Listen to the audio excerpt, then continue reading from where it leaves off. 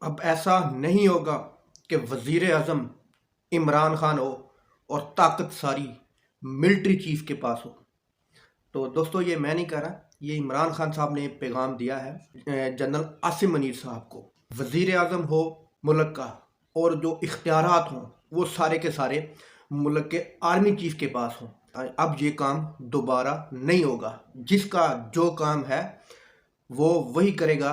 عمران خان صاحب نے واضح طور پر وائس آف امریکہ کے ذریعے یہ پیغام پہنچایا ہے امریکہ کو بھی اور موجودہ ملٹری چیف کو بھی۔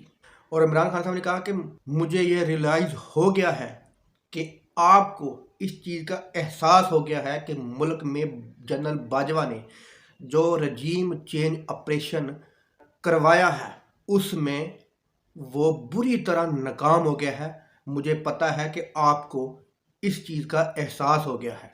پھر انہوں نے کہا کہ ملک میں کچھ اچھا ہو تو اس کا سارا کریڈٹ واہ ساری آرمی چیف کے پاس، اگر اسی ملک میں کچھ برا ہو تو اس کا سارا قصوروار ملک کا وزیر اعظم یا عمران خان۔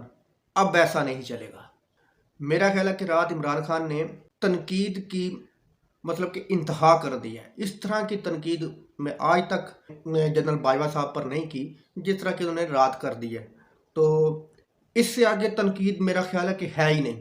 اس سے آگے یہ تنقید کا بالکل انہوں نے اینڈ کر دیا ہے۔ اس طرح کہ انہوں نے رات تنقید کی ہے وہ بھی وائس آف امریکہ کو انٹرویو دیتے ہوئے۔ میرا خیال ہے کہ وہ باجوہ کو کم امریکہ کو زیادہ سنانا چاہ رہے تھے کہ جو گھٹیا حرکتیں تم سابق ملٹری چیف کے ساتھ تم نے کی ہیں اب میں نہیں کرنے دوں گا، اب عوام نہیں کرنے دے گی، ہم اپنے فیصلے خود کریں گے، کسی گھٹیا ملک کو اپنے ملک میں مداخلت نہیں کرنے دیں گے۔ میرا خیال ہے کہ وہ یہ واضح پیغام وائس آف امریکہ کے ذریعے امریکہ کو عمران خان صاحب دے رہے تھے، انہی کو میرا خیال خبردار کر رہے تھے کہ اب ایسا نہیں چلے گا۔ اور عمران خان صاحب نے کہا کہ باجوہ فرعون بنا بیٹھا تھا، ہم ملک کی بہتری کا سوچتے تھے اور باجوہ صاحب ہماری ٹانگیں کھینچ دیتے تھے۔ ہم نیب کو مضبوط کرنے کی سوچتے تھے، وہ ان چوروں کو NRO دینے کے بارے میں سوچ رہے تھے۔ ہم ملک کا لوٹا ہوا پیسہ واپس لانے کی کوشش کر رہے تھے، وہ ملک کو اور لٹوانے کی کوشش کر رہا تھا کہ مزید لوٹا جائے، کیوں کہ وہ اس میں خود ملوث تھا، ملک لوٹنے میں، پیسہ لوٹنے میں وہ اس میں خود ملوث تھا۔ ایک چور کب چاہے گا کہ اس کا احتساب ہو، یا ایک چور کب چاہے گا کہ اس کے ملک کا نظام، انصاف کا نظام اور سخت ہو، چوروں کے حق میں اور سخت ہو، اور سخت سزا چوروں کو دی جائے؟ ایک چور یہ کبھی نہیں چاہے گا۔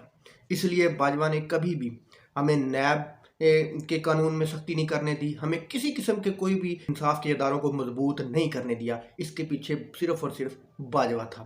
اللہ حافظ۔